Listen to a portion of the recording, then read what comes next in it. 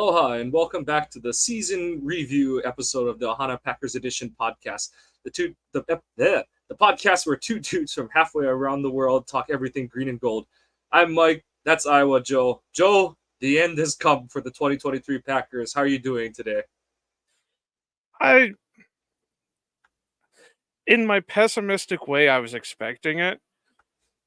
But for them, I tweeted this out after the game. It wasn't that the 49ers won, it was the Packers lost. Because for all their faults in the world, the Packers were making the stupid mistakes that were costing them the game. Jordan kind of regressed. LaFleur, as you like to put it, kind of turtled when it came to some of the play calling. The defense was doing defense things again. I know a lot of, and we'll get into it a little bit more, but I know a lot of people are going after Anders, and I will get into it because he's not. This is the funny thing. Ever since he started kicking this year, towards the later part of the season, I've stopped watching the actual kick, and I started watching more of the Operation. the operation, because it's like this kid's going to kick whatever he's going to kick, but at least we can see if it's actually him or if it's the operation. And like I said, we'll get into that a little bit more later, but overall the fan side of me is disappointed because they could have easily won the game. The pessimistic side of me is like, yeah, okay, that's fine. This just goes to show that, hopefully this shows that Joe Barry needs to be shown the door and we get us a competent defensive coordinator in, because this defense has all the tools to be able to shut down the likes of the 49ers and the Cowboys and so on and so on. But on top of that, I do want to take a moment and say congratulations to Detroit fans, all 20 of you or whatever there is, because they did advance to the championship round. Hopefully you can do what the Packers couldn't and take out the 49ers. I would imagine the world is going to end the next day as soon as they make it if they make it to the Super Bowl. So enjoy it while it lasts, because who would have ever thought this was ever going to happen? But as we've stated on here several times, we both kind of dig what Dan Campbell is. I mean, yeah, is he a blowhard? Yeah, but he's a type of coach that players will rally around.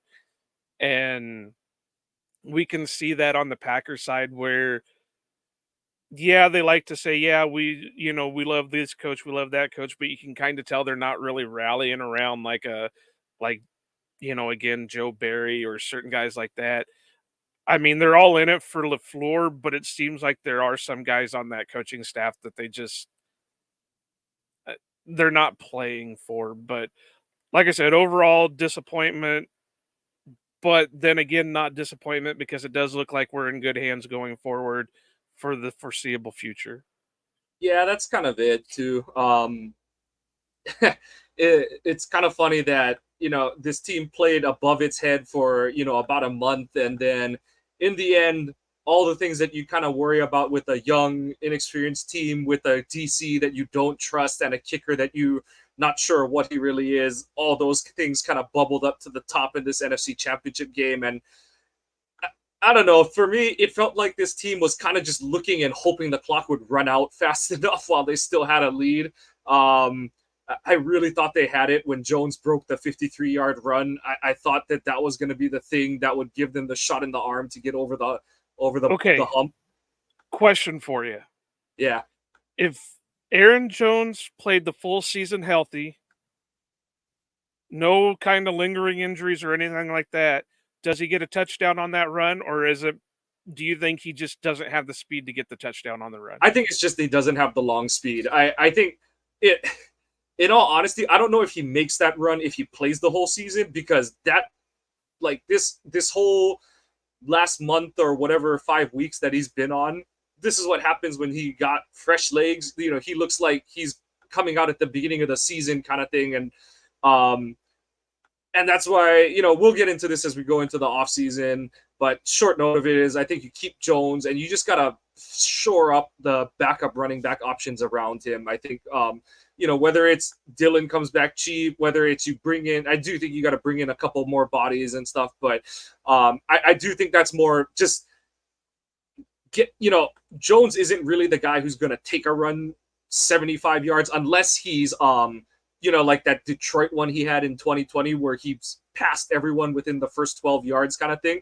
But that one, San Fran had like two guys deep on him, and he actually did a pretty impressive job weaving his way through. And I thought if he kept it close, because Watson was trying to get over there, and I thought maybe if he was a little closer to Watson, to start with, if he hadn't. But and this is awesome, man. There's no way you can tell Jones like don't try to wide into the other sideline or anything like that. But I thought there was a chance for Watson to get out there if Jones was a little closer to him, and maybe he's able to spring it for another 10 to 15 yards or something. But I think that was the maximum number of yards you were going to get out of that play. I don't think there was much more to it. But Well, the only reason I ask is because even though he did quote unquote have the fresh legs and all that, it looked like you could kind of tell he doesn't have the seasoning because there at the end he started to kind of trail off just a touch. and I think And you I got to wondered, remember is he ran 53 like up the field, but he also ran at least 2/3 of the field sideways on that play because he starts from under center. It's a toss to the left, and then he bends it back right. Yeah, so in total, by the time he's getting even like right before when he like cuts it back inside that one final time, he's run about 100 yards at that point. So right. and he's changing speeds and changing direction kind of thing. So I don't. It, it would be he would have needed to be a different person to score. I think on that play, you need someone with 4.4 or better speed than not. And yeah, I don't think that really is a matter of like was he fresh if he's rolling the whole season kind of thing. I honestly think you don't get that run like I said if he's played the whole season because his legs are a little more shot. Just the wear and tear of the whole season and stuff. So um maybe if that run happens earlier in the game, you get a little bit different result. But because that's touched like 20 for him at that point of the game, um, that's kind of where you're at too at that point. So um, it's it's not it's like I said. I thought it was more one of those like that's the play that everyone's been looking for someone to make kind of thing, and that's where we'll kind of get into the offense where they started out relatively strong, couldn't fully maximize on their opportunities early in the game. You have the first three trips into the red zone, and you come away with only 6 points.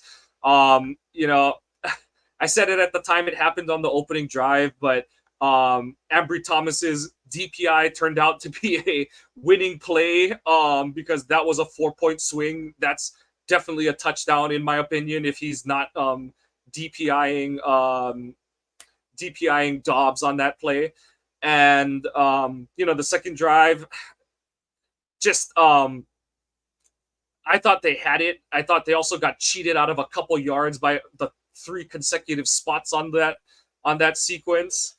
It Yeah, was let's bad. get into And that I point don't of want it. to bag on it because I'm a person who I only bag on referees when you win the game because I don't want it to sound like an excuse. But that near side ref, my God, he shouldn't be allowed to ref another playoff game. Ref number 113, Well, he was we can terrible get the whole night. we Because can get into it because I'm not going to say that's what cost us the game, but those spots were horrible, and it's and not just been in the that whole sequence was terrible because, and it's not just the fourth down play. You look at so okay. Here's a little inside baseball. So not only is how they measure the yardage for a first down stupid, but and I'm pretty sure this is how they do it in the NFL still because this is how they do it in high school and college. So at the end of the quarter, how they figure out where to put the ball because the ball changes sides of the field, right? What they do is they bring the chain gang out. One of those there's a clip with the flyer on it. You clip it onto the nearest yard marker, and you say, okay, this is on the goal line side of the 25-yard line. I don't remember exactly where the ball was, but let's say the goal line side of the 25-yard line. and then they're like, okay, and then the ball is here, so they put, they'll mark it again, and then they take that chain and they turn it around and they put it down on the other side of the field and they mark it off. But based on how Jones got tackled on that second down play, I thought he was not a full yard away from the stick. And then he definitely gained something on the third down play. And then, but if you look at the third down play and where they snap the ball on the fourth down play, we're snapping it from a whole yard away every time. And then it got extra magnified when you have that on Green Bay's opening drive of the third quarter, where Jones clearly breaks the first down marker by a whole yard, and that ref's like, now he's short by a whole yard. And it's just like, what are you Well, and then looking at the whole game? on the not Jones, the Jordan Love sneak, it's clear as day on their friggin' first down pylon that he broke it and he never touched the ground, but they called him down. And then they Yeah, reviewed it and still called him down. And so I'm not, like I said, we're not saying this is what cost the Packers the game, because yeah. there were a lot of stupid things that happened with the Packers. But as we've said, and a lot of other Packer creators have said, there needs to be something done about how they measure this stuff. They're still measuring the same way they've done for almost 100 and some odd years. You can't just, I mean, when other sports are getting into the higher tech, hell, I'm not even a tennis fan, but I know for a fact They they have the have a way best to, review system. They yeah, have the they best can review track system in that all sports. ball to see if it just minusculely touched the outline. If they can do that with a ball that's only about that big, can't they do one with a ball that's about that big? That moves at 100 something miles per hour when they're serving too. So yeah, Right. yeah. But I know it's frustrating, but you know the overall theme of it is Green Bay needed to do better to take better advantage of their opportunities. I And thought didn't they start putting chips in the ball anyway so they could I track don't it? know. I don't remember how that went. I heard rumors of that, but I don't know how legitimate those were. But yeah, like you said, they got to do something better. But spots were just spotty all game. I yeah, after the one to open where LaFleur had to challenge it to get the call correct, I was just like, so it's gonna be one of those. But Green Bay almost was able to play above it. The before the Kittle touchdown, they I don't know how you missed that. Also, I don't know why that's not reviewable. Intentional grounding should be something you can challenge because oh my god, that was a terrible Well, that was miss on the play. obvious. Yeah, that was Yeah. obvious grounding. And then I saw a picture today going through Twitter where it showed like all the guys on the 49ers Oh yeah. defensive Robin, line were all lined up off sides and it wasn't called. I saw Robin Adams one and I retweeted it and I said John Runyon Jr. has so many questions, so many questions. So And so, like I said, this isn't the reasons why the Packers no, lost, but it does contribute when you have to fight not only the 49ers, but the referees and everything else into it. But yeah, yeah, let's talk about some of the stupid things that the Packers did. Obviously, the play calling wasn't up to speed like it was against the Cowboys. Jordan Love seemed like he did regress a little bit in some of his decision making. Throws weren't being made properly. I don't want to. You might know a little bit better than I do, but it didn't seem like a lot of the routes were being run like they should have been. I think so. I think some of the throws and some of the routes, I think that's a lot on the weather. It's they have a grass field out there. I thought Green Bay was actually making better of that than the Niners defenders were, or even the Niners offense, because we were putting guys on the ground, and Yeah. that was how Dobbs got open on at least one of his big gains. And the wet ball, you could kind of tell on some of those long sideline throws, even the touchdown he threw to Tucker, where he kind of was trying. He's like, I know it's wet. I know guys are gonna have a harder time catching the ball, and so some of his near hash to far sideline throws, you could tell Love almost took something off the ball because he didn't want to just like have it just goink off someone's hand kind of thing. So I think he got a little in his head on some of those. And then I know a few people have been putting up the middle of the field stats and all. And I do think like contributing factors to that is I think part of it is, Warner and Greenlaw. They're really rangy. Well, They're I was they're gonna say, tall didn't and we say that in our preview that the yeah, middle of the field is pretty much gone because of how they play it? yeah.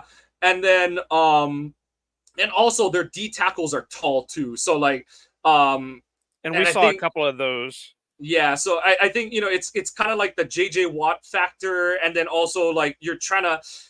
I think it goes back to like what one of the early season issues for Love was is it's like trying to be perfect instead of just throwing the ball, and you like as you Until have it that doesn't matter anymore, and then he just starts winging it, and then he gets the interceptions. yeah. So and overall that was the big key, everything else. The key to the game was Purdy, and I've seen different versions of this tweeted over since yesterday, the end of the game yesterday, but Purdy couldn't stop trying to get Green Bay to take the ball away, and Green Bay wouldn't. And Love has his two bad decisions, or like off target pass and bad decision of the game, picked off. And that's your difference in the game. Like, that's it. Um, and Well, it's I'm gonna bag on unfortunate. him, Mike, and you're not gonna like it. I'm gonna bag on him, No, it's but it yeah, hit you him can't right drop in a the handout chest. like that.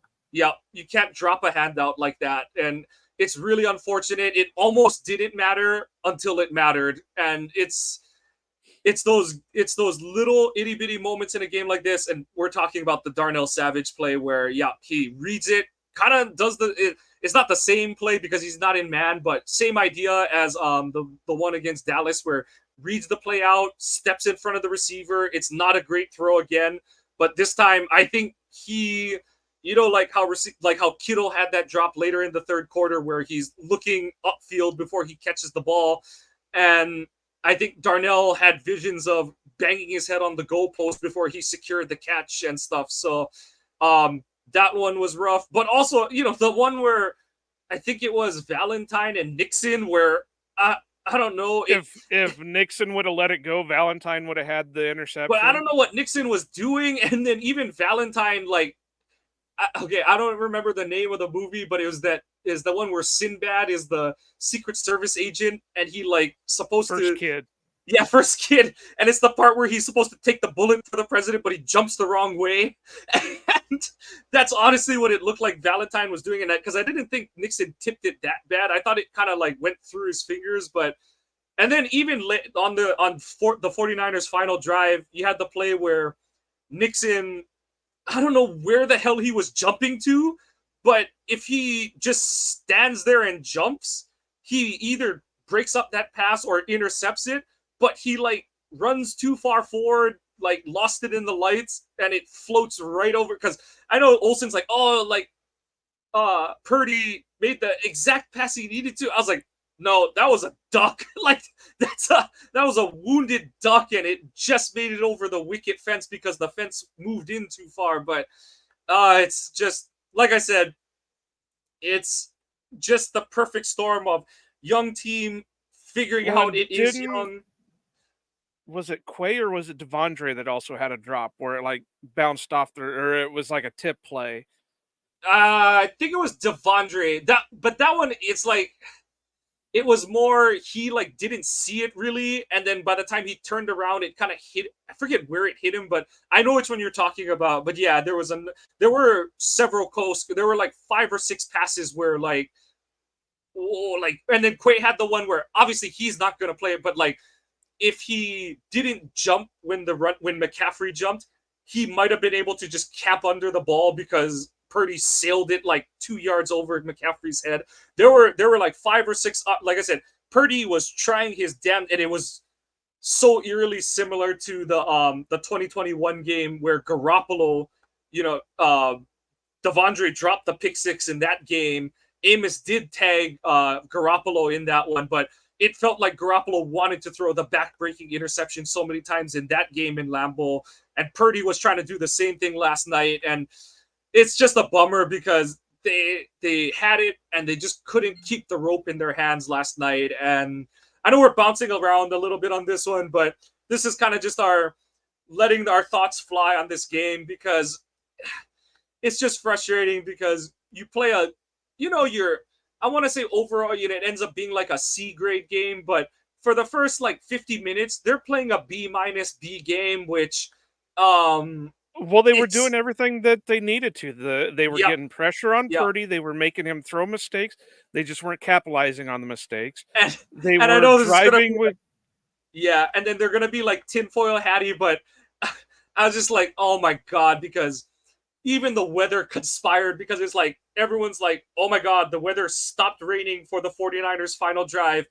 And then once the Packers had to come back on the field, you could tell it was monsooning again on the final drive. So I was just like, oh, it's really gonna be one of those kind of nights and Well, stuff. But and yeah, this goes back to the mistakes Jordan was making. That last throw that was the interception should have never been thrown.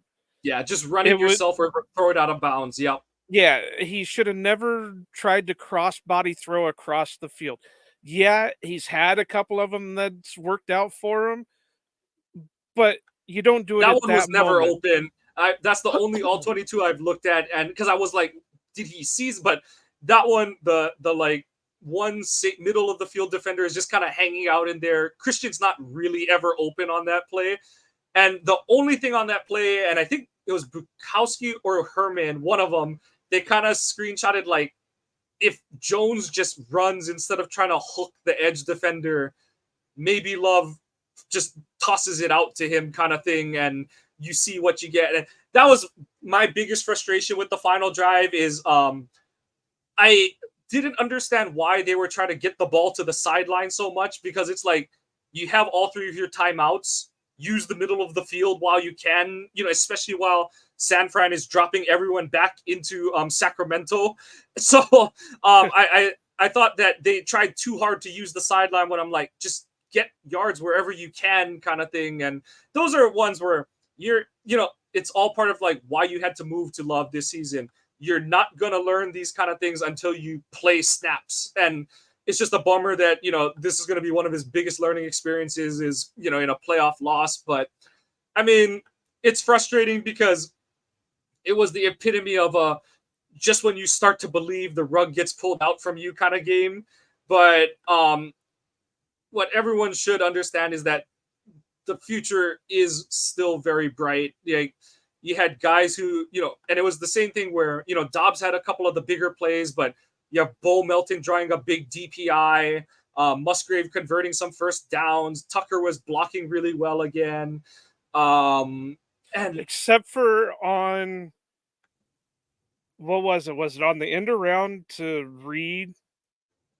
He completely whiffed on a block. yeah, that one was weird. Yeah. No, I know which one you're talking about. Yeah, the one where they're going from on the broadcast angle right to left and they ran it towards the near sideline and Reed still picked up 9, but yeah, it was like, oh, if you just clip him there, if you just He clip would have that had guy, more. yeah, Reed is probably still running.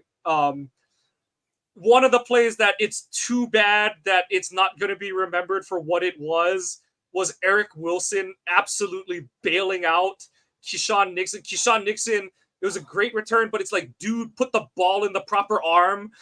And I'm so bummed. And I tweeted it out because I was like, no matter what happens, build Eric Wilson a statue because He gets that another was contract just on that that play was one of the alone. most insane fumble recoveries I've ever seen in my life because he comes on a dead sprint from off the camera and and it's like he was like an outfielder diving for a sinking line drive. Like he looked like Andrew Jones out there in center field coming from depth to rob a short line drive Man, because Mike, we're really he showing our age with our references here because hey, Andrew Jones played for fucking ever, so we're good. But yeah, but he's but also like eligible for the Hall of Fame, so he's been out for a while too. So we're showing our age here.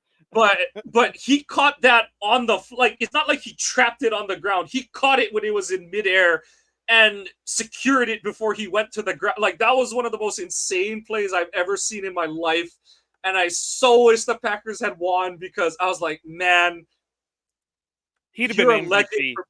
MVP. Yeah, you get I said, and it might still make it in there, but I was like, if they win this game, that's a mural in the Packers Hall of Fame, like without a doubt. It's he's getting his own little, like, like the science fair section wall kind of thing and stuff, but it might Yeah, still and go up I there. think he awed everybody because even He Burkhart ran in between like 349ers, like it was and he, like insane. you said, he did it at full speed. He, the focus he had was just amazing that he was able to nail it before anybody else could make a play because on it. because we've all done those fumble recovery drills, and but like you're like kind of like you're standing next to the coach as he throws the ball out there, and you're like jogging, and like you don't even really have a chance to run. You're kind of almost just jumping at the ball at that point. But like, or you do the one where like they put the like pads down and you like jump onto the pad and grab it kind of thing. But No, the yeah. one that we used to do was they'd have the big tackling dummy and they'd put the football in Oh there. So you'd have yeah. one guy hit it and the other guy recover it. Yeah, yeah. Yeah. But like just let's stick with the good. The O line, I thought they played as well as they could all get, especially with No losing Zach sacks. Tom to an injury. We all had a heart attack when Rasheed Walker went into the medical tent and we saw that the mullet was warming up on the sideline. Oh god. But but I mean, props to Rasheed, and he had a good, on Jones's 53-yard run and a couple other outside runs. He was the guy leading the way on those plays on Jones's big run. I know everyone's Okay, giving props so to. this is going to be kind of facetious question, but is Nick Bosa actually any good? But okay, so my theory on that is this. I think the 49ers scheme this season was everyone just blow up a gap this year because before, like, you couldn't run on the 49ers, right? And Olsen kind of went into it like we did on our show, where it's like they're by yardage total, they're a good run defense, but by efficiency, yards per play, they're all middle of the pack. And you kind of saw why and that's with Fred Warner and Greenlaw like patrolling the second level and stuff. But you kind of saw why in the game yesterday, where um all those front four guys, they're all just shooting a gap, and it's all like, if you can position block them, they're out of the play. Like, so all those the pin and pull plays to the outside, even some of the zone plays, like the defender thinks they're winning, but you're, as a blocker, you're winning because, yeah, maybe it's not the way you want him to go, but as you know, as a former O lineman, it's like, I'm just gonna take him and he's gonna go 5 yards upfield and we're past him already and he's out of the play and stuff. So or you do like that block on like a draw play where you just kind of you whack him in the back of the head or the shoulder pad, and you kind of like have him Well, flailing like. and the reason why I'm asking it is because not only did he really not seem to get any pressure, but you had the guys like Christian Watson, Dontavian Wicks, and guys who are like half his size knocking him off of his pass rush. And I think, and okay, so I think the difference is like, so, and it's goes into that whole aggression thing, because Don't you make look at excuses like, for him, Mike. He just sucks.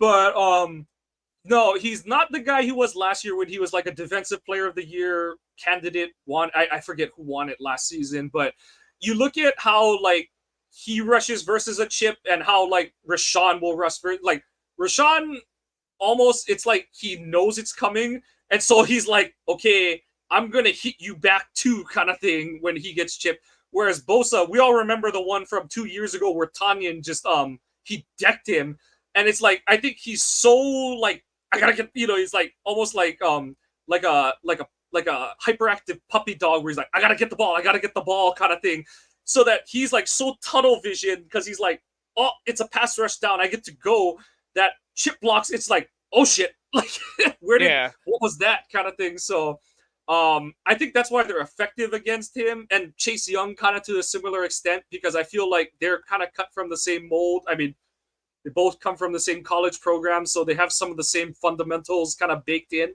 But I feel like that's partly the explanation that I have as to why they seem to struggle against chip blocks. But you couldn't, what did Green Bay end up with, like 153 rushing yards or something like that? Love didn't really get sacked too much. I know that they kind of biffed the protection on the final drive that really mattered. And that was a bummer because they had Wicks. Wicks had his guy beat, but 136. yeah. So it's, a lot of positive on this offense. They're going to be another year better. I don't know what the Bakhtiari situation is going to be, but realistically, they're only replacing one spot on the O line next season. And that, they just got to determine, is it Ryan? Is it a draft pick at right guard? I thought Myers had a good game yesterday. I thought he really did Well, well but to. he's not under contract, so you're saying that they're going to end up signing him? No, Myers is, right? Because No, he's got. he was in the same. Wasn't he in the same class as, or he was in the year before Jordan, wasn't he? No, no, no, no. Runyon is that, or no. So Elton was the Runyon was year in before. this. The same. Runyon was in Runyon the is the same year as. after, and then Myers was the year after. So he's got one more year on his rookie deal still. So, I'm gonna look it up no, because I was pretty sure that he was a free agent this year too. Runyon is the only guy, and then unfortunately Newman is also still under contract. So I hope they draft like 2 or 3 more linemen just to knock his ass off the lineup. But Oh, he's got to be gone. There's no yeah, friggin' way that he can. They, just like Barry, there's no friggin' way they can justify keeping him around. yeah, and then so yeah, positives. The defense played good enough most of the game, but that's where I'll kind of leak into the negative. And it's like we said all along: is at some point Okay, Barry it's is. he's easy to cut if because he's only due dead money. Uh, he's only due like 350,000, but if they cut him, it's like 1.4 million Yeah. that they save. But I don't. I think Myers is back for another year. I think you let him. I think they just let him play out his contract. Hopefully he's starting, good enough to extend, kind of thing. But I just don't see the point in trying to, like. You don't want to have to replace 2 linemen because, you know, that's the thing is with this whole Ryan Runyon thing is. I thought at some point it would become Ryan's job, but they never really jumped 2 feet in either way. So I'm not sure what to make of that. Um, and that's something that we'll definitely obviously get into over the off season, especially once free agency opens. We'll know within like the second week, based on where Runyon ends up. If they extend him before then, that'll kind of clear up the picture too at that point. So um the good thing, like I said, is whether or not Bakhtiari's back, you're gonna have 3 or 4 of your, at least going into training camp, 4 of your starting linemen are set in one way or the other. And then it's just like, okay, is it Bakhtiari or is it Walker at left tackle, depending on what they do with Bakhtiari in the offseason. And then My thing is I would, if Bach is back healthy and he can play, let him oh do yeah, it. yeah, And because this will be the last year, because it becomes easier to start cutting him or trading yeah, him after this year. yeah, exactly. So I have that same belief too, is that you just write it out, you hope for the best, and if it is good and everything checks out, you talk about the future. But if not, it's like we both sides tried. It's just a bummer how these last 4.5 years have gone for him. But Well, no, this would that's be the last year for Bakhtiari anyway. oh no, that's what I'm saying because he had a 4-year extension, right? So Yeah. yeah. So that's what I'm saying is like it's a bummer how that road has gone the past. Like if at the end of next season it's like it's toast. It's this last procedure didn't do it. So then you kind of just shut the door on that part. And I But hate I think saying he's that, the but type of guy that if he knows it's done, yeah, he'll be done. yeah, Because yeah, that's yeah, just yeah. like, that's And I'm why, just saying because from the Green Bay's point of view, it's like we're either giving him another contract opportunity because it looks like he's still got it, or your contract's up. David, we love you. We're gonna bring you back. You're gonna make the Packers Hall of Fame once you're done playing, but we gotta move on at this point. And they'll have Then he another can go year of with Walker under the contract and stuff. Yeah. moron in New York or whatever if he wants to. But so, you know, both of these playoff games against the 49ers with Barry have been the same story. The defense makes some plays, keeps the offense in the game, makes the game competitive and stuff. But, and, as much as Anders needs to make that kick, Barry's defense could make a stop anywhere along the lines of that 69-yard touchdown drive they give up. Or, But, quit relying on the kicker and score points on offense, yeah, that's the other thing to do. So let's just go ahead with the Anders thing. Because that's all I'm seeing right now are these people on Twitter, oh, he needs to be cut. If he's back next year, we're in trouble and it's all his fault and stuff like that. When I watched it, and I don't know if you watched any of the all 22 on it yet, I watched the operation. This you have it's in Whelan's Whelan, lap, yeah, it pretty much hits Whelan in his in his crotch. kneeling leg, Yeah. and he has to grab it and bring it back up, and it just threw everything off. And he almost, and like I said, and I tweet it It all the wasn't even time. that bad of a miss. It wasn't like Yeah. he sent it to San Francisco Bay, Yeah. you No, it, know? it just, like I said, the wind didn't want to blow it in, whatever you want to call it. Like, if the irony is, I think if the field goal is 5 yards shorter or 5 yards longer, because the ball is doing this a little bit, it's in because it would have been on it. It would have been leaning right at the time it would have passed the upright. So it's just one of those that it's like, yes, I know that you want to see him bang some of those opportunities through because, yeah, like you need your kicker to do that. But at the same time, it's like you already have this kicker who's coming in with a bunch of flaws in his game that The besides same thing we've trying to said hire. all year. Yeah. And I know that that people don't want to hear like, oh, like he's a professional now. He shouldn't need it to be perfect. I'm sorry. Like, did any of us, when all of us tried to learn how to ride a bike, if you hit a divot in the road, if you hit a piece of gravel, if you hit the crack between the sidewalk bricks, didn't we all fall down because we were like, oh my god, like, Well, not just that, but it's the same ones who are saying that they should have just kept Mason. yeah, How many other opportunities did Mason have this year? yep, 2, maybe 3, I think. That tells you that he's not what he used to be. And then the opportunities he was getting, he wasn't doing very good at. Now, I love Mason like the rest of you, but he's toast. There's nothing left. yep. And I'm going to say it. I think he misses it too. Because I think his leg is kind of shot, and so he's trying to overkick I to don't know if it's compensate kind of thing. necessarily the leg, but it could be the back because remember he had the back Yeah, that surgery. too.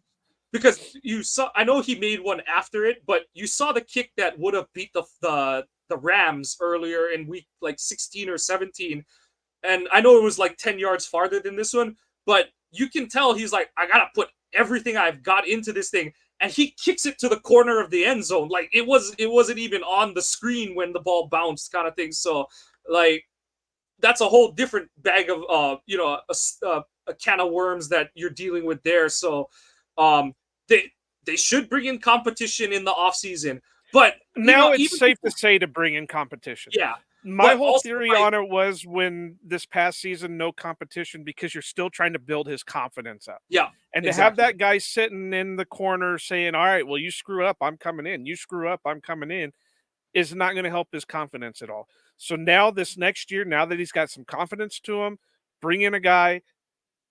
Who would have thought Daniel Whelan would be the punter over Pat O'Donnell this year? yep.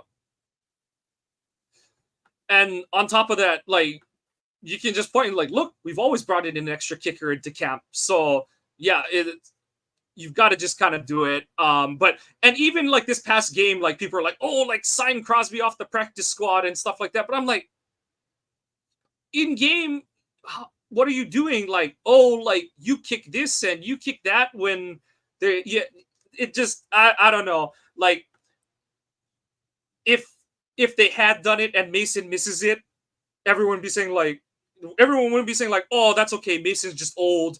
It would be, why do you trust the ancient kicker kind of thing and stuff. So, Damned if like you you do, said, damned if you don't. yeah, and kind of to rewind that just that sequence before, so they get the big run by Jones. They draw the 49ers offside. Wilson converts the 1st and 5 into a first down. I liked them trying to take a shot play after that. I liked the play action first down play and good on the 49ers for covering it. But and actually, like, maybe the only thing is actually I kind of wish that they just straight dropped back through that one, because it felt like even before, because this is the like ice the game, milk the clock drive. I felt like a lot of their better pass plays were off of just straight dropbacks anyway, as opposed to play action, because it felt like on run action, the Niners secondary and even one of the linebackers would just be kind of hanging back anyway. So I thought that you kind of just play it straight and see if you get something. I did not like the second down run play. I get that you're trying to run the clock and all, but I felt like you're in the go zone, so just go. Like, Well, you got to try to score that touchdown. that's why I said it. It's like he went completely away from the playbook that they were doing against the Cowboys, back into his more conservative style of play call, Yeah, and that's not what you needed. You needed yeah. to do what you did against Cowboys. Just keep pounding it on. Because even if you make the field goal, and I get that you probably kick it out, and and it did answer sort of the like, is Anders not capable of getting it into the end zone, blah blah blah, because they did do that later in the game, for most of the game. But maybe, and then you get into the whole like, if you score the field goal, like what, but you're still up only a touchdown, and you're still relying on Barry's defense, which, like I said, kept you in the game, but at the moment you needed them to make a stop, it was like, oh, like they got to midfield pretty quick. Uh, Now they're gaining yards and chewing up some clock. And And the one thing that I'm finding funny about Twitter 24 hours after the game is you have all these people jumping on Anders for missing the one kick, right? But now you're having all these apologists for Joe Barry on this stuff. It's like you've been riding on Joe Barry's ass all year for his shit play calls, but now you're not going to. And it's he needs to go. Yeah, you can't. And the excuses are, well, he's just the coach. He can't make the players play. It's his job to put the players into the position to make the plays. my whole thing on that is, and everyone's like, oh, the players were tired. That's partly his fault. Yeah, Because when you don't call a more aggressive scheme to get off the field on 3rd and long, like Uglum has made the joke all season that, oh, 3rd and long, what could possibly go wrong? And it's like, when you don't get off the field on 3rd down, when you're okay getting run down the field for like, plays, drives that total into the teens every time, your defense is going to get tired. Quay and Jair both had to come out at times for IV, or Quay for an IV, because I think he went back to the locker room. yeah, they said Jair needed, cramps. yeah, Jair had cramps because like he looked like, oh, I'm okay, I'm going back in kind of thing. But yeah, No, it was like, he kind of retweaked the ankle on that oh, one. okay. I thought because he drank water and then it was like, okay, I'm good kind of thing. So Yeah. I thought that No, he cramped. no, Quay was cramps and he did go to the Yeah, locker room for IV. Jair, I'm pretty sure, was just that he missed because he was kind of limping. right. So I think he misstepped and he was able to straighten himself out. Right. But point aside, like, your defense is tired because you're okay playing 70, 80 snaps of defense a game. And like, that's the whole thing, is like, what is your scheme going to be? And the only way you can really, and that's why, like, in college, you see like Michigan did it this year, Georgia did it the last 2 years, Bama's done it in the past, where they're like, okay, like, we're gonna play the bend don't break scheme, but we're gonna play it more aggressive. But they can do that in college because you can rotate 20 bodies in on defense because your roster is, your home roster is like 100, for the big colleges that can carry enough scholarships, you can carry 100 whatever guys on your roster, and then your travel roster is 75 or 80 or whatever the hell the Yeah. rule Well, is. that's why I say when they start talking about coaches coming from college to the pros, they're least likely to do that because they know they can build their own team. They know they have the players, they have like 100 players that they Yeah. can pick from. Whereas in the pros, you have to answer to an owner, you have to answer to a GM, you have to worry about salary cap, and you have to worry about low numbers on roster. Yeah, no, I agree. I think it's just a matter of damned if you do, damned if you don't. But like, the thing with Barry is he does the same thing every time, and then it's the meme, it's the Eric Andre meme of what happened, after he shoots the guy, right? Like, and it's like, yeah, you do the same thing over and over and over again, and you expect different results. Insanity. So He's gotta like, be gone. There is no way that they're gonna be able to contend as long as they've got a guy like that as the and I defensive tweeted it out after coordinator. the game. I said, if he's not gone, he's here as long as LaFleur is, because, and what I mean by that is, yeah, and I don't want it to be, because I prefer that Love and LaFleur like play out however long Love is here for, Right, because we've because seen them succeed. yeah, like LaFleur really seemed to get into a rhythm, and really the two seem to be on the same page so much better than we've seen in other ventures between LaFleur and his previous quarterback. But if he can't move past Barry, and if he doesn't, like I tweeted this too, is if he doesn't have the gumption to do everything that's necessary, I can't defend you. Like, you've got to be able to see what's wrong with this. And yes, you should have scored more. You should have made the kick, all that kind of stuff. But you were still winning with 4 minutes to go in the game, and you let the rope go because your defense couldn't get off the effing field. So you can make whatever excuses you want, but the big time defenses, you get off the field. Or, like I said, do or die.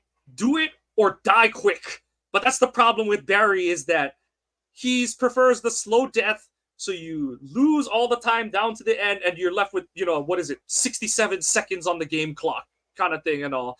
So, and I know some people are still going on and like, oh, should LaFleur have called timeout and blah blah blah, but I'm like, no, because it was 2nd and 1 or 3rd and 1 or something like that. And so it's like, so and so my whole thing with that is, you want the downs to reset, because that 40 seconds hypothetically is getting run off no matter what, if you don't allow the score on the next play. Because if he doesn't, if he calls, if he doesn't, so if that sequence plays out where San Fran gets the first down, and then he calls timeout there kind of thing, then then now you have more timeouts, and it's like, okay, because then San Fran also, they have to be like, oh shoot, like we still have to score, so we can't totally run the clock out either kind of thing. So you're kind of playing mind games with them, where it's Well, like, and it also puts up the conundrum, do you want less time and more timeouts, or do you want more time and less timeouts on that final drive? exactly. So it's Schrodinger's timeout. Well, there's the And title of your next article. the timeout is dead. The timeout is always dead. um, but you just, I didn't have a problem with it. It's not like, um it's not like some of the ones from like earlier this season, where you're kind of like, oh god, like why are we letting so much time run off the clock and stuff like that. I was okay with that one, because like I said, I've never liked calling timeouts on like something and one, because it's just kind of like, okay, like, The only thing I have to do is I think LaFleur's clock management all game was kind of wonky. And not necessarily even towards the end, but just throughout the game, it seemed like it just something didn't line up with his clock management. And I don't know what it was, but it didn't feel right, and I can't really explain it without going back through all the film and all that.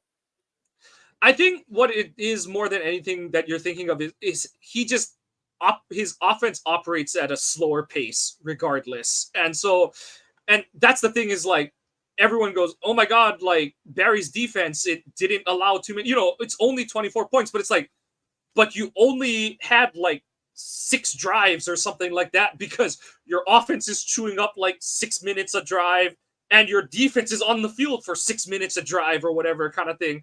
And so like yeah it looks like when you just look at total points, but when you look at points per drive it's like oh like shit that defense sucks kind of thing. So it's all you got to look at all the stats in confluence because they all that you can't just look at a single one anymore. You have to take everything into account. And like I was laughing because going into the final drive, Twitter will do its shit where it like just brings old tweets to the front kind of thing. And Christian Watson's dad is like, they can't block our interior pass rushers kind of thing. And then that final drive, everyone looked dead kind of thing. And you had a couple instances of pressure, but you really saw, especially on the edges, I think you saw not having Inagbare active hurt them And towards not activating Brenton Cox either, because you would have I think think that would that at was a least special teams thing. I do think it's a special teams thing because why. Inagbare is kind of core on the special teams and Yeah, Banks but plays a lot of special teams. they didn't activate Benny Sapp either, and his role was special teams. Yeah, but I think that was more the secondary is healthier kind of thing and stuff. Well, Whereas I like, get that, yeah, but it with the Ignagberry injury, you're already down a guy on the rotation of your pass rushers. What's his name? Keyshawn Banks hasn't yeah, played all season. At least Cox has been on roster and played all season, has played some during the season. We know he has the ability to get to the ball. You need to rotate more because you know the rotation is the best thing for you because Preston's getting up there. He's not able to take 100 snaps a game, blah blah blah, so on and so on.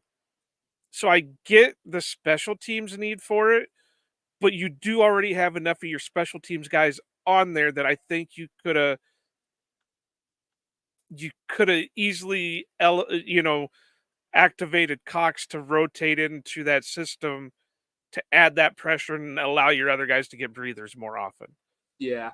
It's a much more minor woulda, coulda, shoulda, but it's definitely It one is, that. but it But like I but it said, you just could kind of it's tell like by the end, the front four like another Uglum joke is he tweets Barry's defense is not getting you any more stops kind of thing, and you could kind of see it on that final drive where um Purdy was able to like just get the amount of time he needed to get passes off on that final drive. And like guys were still getting push, but it was a step late, other like unlike it was earlier in the game.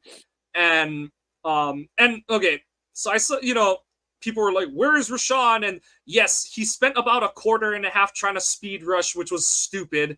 But also in between the first 49ers drive where almost everyone sacked Purdy on the last play before they punted, and the next drive where he long arms a guy into Purdy's lap, what the 49ers did is like, okay, we're going to just throw the ball quick kind of thing and we're going to live with it and stuff. And so um I do need Rashawn to play with more power more often, just kind of junk the speed stuff. But also, that's one of those context things. And we saw Lucas have some success because he doesn't really have too many pass rush moves right now, but no. I can run through someone's face right now. And he did that a couple times, almost had a sack or two himself. So um, they're, they're going to have a pretty good edge room this year. I think they're going to take one relatively early this season. Mostly because of the Inagbare injury and just because you do need that rotation, and you kind of saw why this season. I thought Wyatt played a really, I did kind of tell him, okay, shut up, Devontae, earlier in the week because he made the quote about like, oh, if you're in around Purdy's feet, he gets jittery, and it's like, okay, like Devontae, you've got to actually make those plays. And he did create some havoc, but also he missed a couple opportunities to finish on some plays. But also, I thought he played against the run about as well as he has in, especially in a big game. I thought he had one of his best run defense games in a while, so that was encouraging to see. And Kenny, so I've seen certain people, one who's in our draft, who's in Mafi's draft thread with us, who've kind of bagged on Kenny that he Call him doesn't out. deserve another Just say it. contract. Say the JJ, name. JJ, Kenny. Okay, and no, I'm not saying that he should reset the defensive tackle market again, because no, that's stupid. But should he get another contract from the Packers? Oh Absolutely. hell Because yeah. one, he's 27 or some shit like that. I think they So said at the end of the second contract he was going to be like 28. yeah, so that's after next year. So he's 27 now, I think. And then and then on top of that, you can lower his hit by, you extend him another 3 years, let's say. So you're not like kicking the can so far in the future. But by that point, you're expecting, the new league revenue is coming in because the new TV deals are on and all that kind of stuff. And then and you need him. You saw it today. And all that, and this kind of goes back into the Aaron Jones thing of it all, where it's like, you can still get that Kenny Clark, but you need the other guys on the D line to play better. And I think you're going to get that from next season because Wyatt looked a year improved. You hope that the things that he needs to work on, because he took a leap in the creating pressure side of it. He took a leap in some of the, the splash plays, needs to get better at finishing, needs to get better, take another leap against the run. But you saw that Carl Brooks looks like a dude. Wooden looked like a guy they started to trust more as the season went on. Got to give I him props for wonder blocking the field goal. with Wooden, I wonder if they make him drop like 5 pounds and stand him up instead of Kind of taking the guy Daytona in. and kneel him, maybe. Yeah. At least on base downs. And and honestly, he might not need to lose weight because if you're just making him a base edge, he can play at 280, and then you just kick him inside and Well, I uh was just thinking if you drop him 5 pounds, he'd be around that 275 mark, and that's what Lucas and Rashawn both are. mhm. And then you just let him play with his hand down like Lucas does a lot of the time. Yeah. So yeah, but that's where I think you could see them draft, like a Chris Jenkins or something, or like Byron Murphy or all. So I think that you could see another Don't D put out too tackle go many names. We'll save that for our draft stuff when it comes time for that. just little tasters. But and Slayton, I think he's been banged up down the stretch, but I think he's really turned his game up. He's a guy that they might try to extend this offseason because 24, he's a 21 draft class guy, so they might try to extend him early to get him on a more favorable deal kind of thing. So So I have the list up right here, and we'll do more of our season review next week when we do our award show. But can you name the top 5 in sacks for the Packers without looking it up? Rashawn, Yep, Preston, yep, Kenny, is it Kenny? yep. Brooks. Nope. Oh, Wait. okay.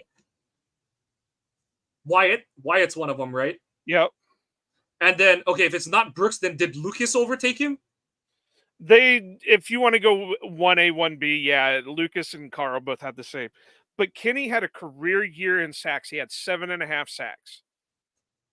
That's showing that now that they're putting players around him. Yes, and like I said, that's my point. Is that you extend him? You don't give it like we're not saying he's got to make 20 million a year again. You get him into that 12 to 15 rate. You make the guy feel good, but we need you back, Kenny. Kind of, like we need you back, but we also need some help because, like you said, for the first time in his whole career, you've got guys around you. Since really Mike Daniels was in the twilight of his Green Bay career, you've got guys we can place next to you who can take pressure off of you, and that you'll get single blocked again, kind of thing. And that's where I'm tying it into the Aaron Jones thing, where it's like, instead of Kenny having to, early in his career, it's like, oh my God, Kenny Clark played 84% of the defensive snaps.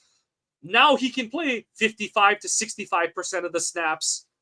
And they And can play him at a position that he's not out of, a fish out of water on. yeah, They don't need where him he as was a at nose. where he was a good nose tackle, but now you have Slayton. Maybe you pick another guy who can also play nose. Maybe you just pick another. It really depends what they do. And the honest to God thing with Barry's defense is you don't need a true nose outside of Slayton because you're not in base that often anyway. You need guys who can defeat blocks. So, like, you just need another good defensive tackle, whether you stay with Barry or if you go to another defensive coordinator. So there's life there. I thought Quay had a solid game. I thought that a more creative defensive coordinator probably gets more out of him. You kind of mentioned it, like use him as like a Micah Parsons light kind of player. I say more light where you do want him in coverage more than the Cowboys use him in coverage, Parsons in coverage.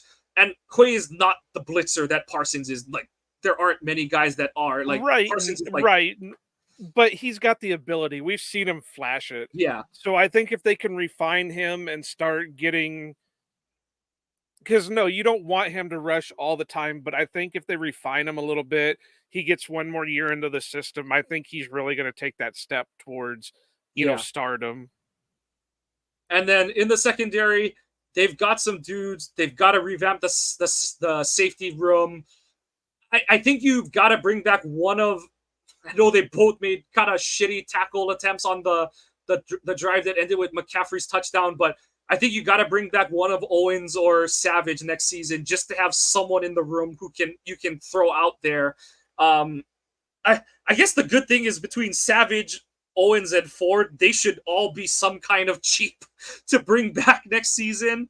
And then you've got some players at corners like Ja will be back.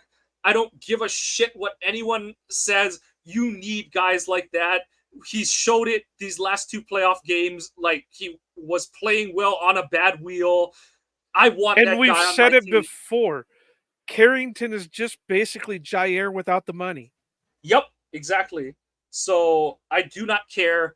You need weirdo, like we said. Ask ask Leroy Butler why the Packers lost Super Bowl 32 because we traded Wayne It was Simmons. rigged. That too, but we traded Wayne Simmons, and Leroy he had to play over the tight end as opposed to Wayne Simmons just um ragdolling Shannon Sharp. So keep Jair. Valentine looks like he's gonna be something good.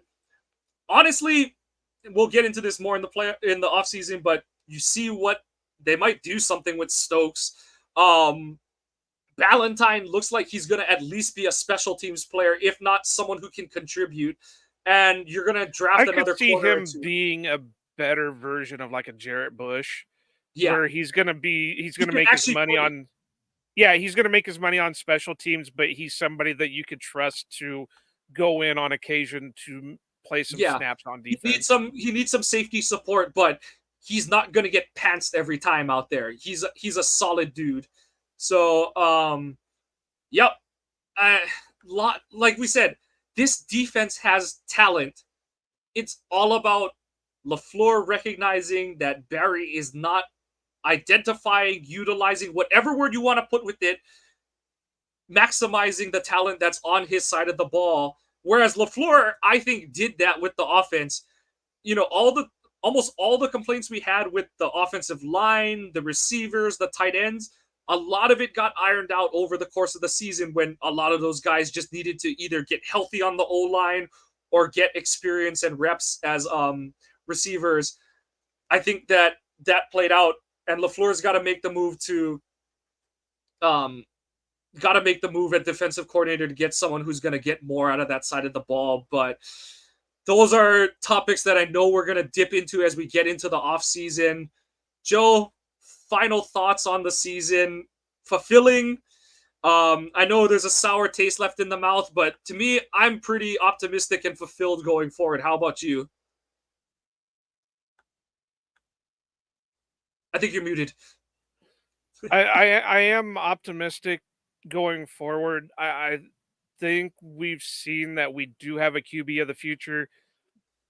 I know Rappaport came out with the big tweet that they are going to be looking to discuss a longer contract for Jordan in the spring. It's like no shit, Sherlock. They have to wait that long to talk to him about it, and of course they're going to do it because he showed he can play. Yeah. I But think the rule is that because he signed an extension last year, he can't sign one until he hits the 1 year anniversary of the last one he yeah, signed, or something like that. There's some sort of semantics like that. right. But it's like Ian tweeted the friggin' no shit Sherlock type tweet that yeah, we all know that's happening. That's not the But tweet we're looking for out of 1265 Lombardi. so but yeah, going forward, this team's special. There are going to be a lot of decisions that are going to have to be made in the off season. Of course, we're going to be talking about it.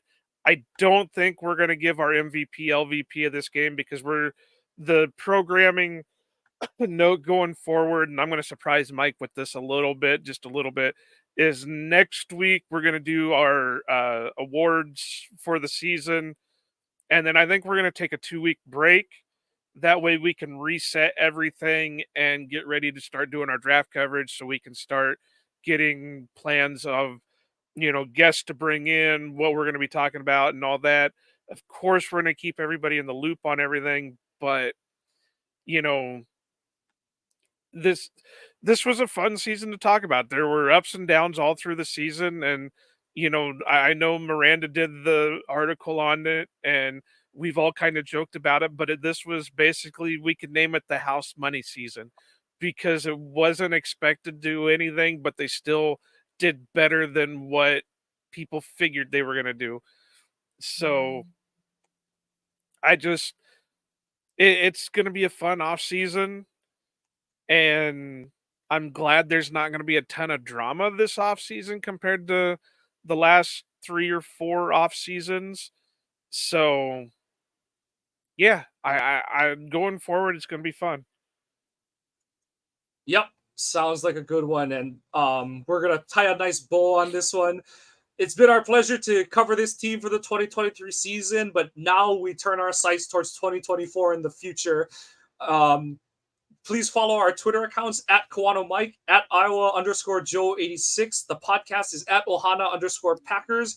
Make sure that you're following the show's Twitter account to be eligible for the drawings. Please check out the website, ohanapackers.org. Like Joe said, Miranda put up her post on how playing with house money. Oh, Sanjay, Joey. Oh, I was just gonna say, we have a couple of announcements to also make.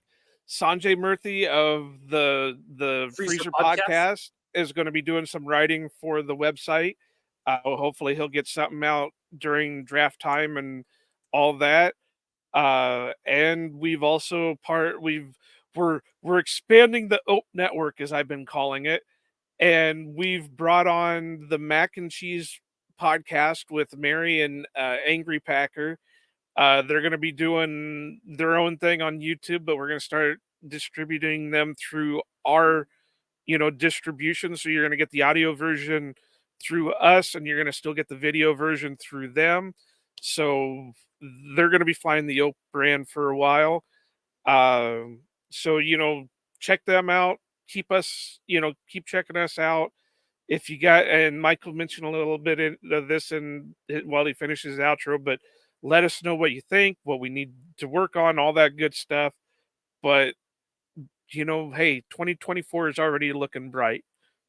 Yep, exactly. And as we've kind of mentioned before, we're going to be going to fan polls on Friday fan polls because now that the Packers are no longer playing games, our weekly pods are going to take a little bit of a amorphous format because we're going to be hitting the topics that you guys want to hear about. So we'll put out potential options for the pods. It'll actually be for the next week out just because we've already going to have subject matter for the one we're recording, but we're going to let the Well, subscribers this have some input. week's we'll give a little tease of it, but this week's poll will be who you think the MVP of the season was, and we'll give you some options, and then of course we'll give you another option, but that'll be so we can put that in as the listener voted MVP on top of our awards for next week. Yep. So keep an eye out for all of that. Please follow the podcast on your favorite apps. Please give us a like and a subscribe if you're enjoying what you're hearing. As Joe mentioned, we take any and all feedback, positive or negative. So please comment on how you're feeling about the content we're putting out, because we want to make sure that what we're putting out is what you want to look out for. Like we said, it was a bummer of an ending for the 2023 team, but we appreciate the fight and the gumption that they displayed the back half of the season, and it's got us really excited for the 2024 season as that comes down the pipeline. Keep it tuned in to Ohana Packers edition. We're gonna have all of the offseason, from free agency, coaching changes, draft season, and preseason under wraps. So keep it tuned here. And just one more time for the 2023 season, we want to wish you a go pack go and aloha.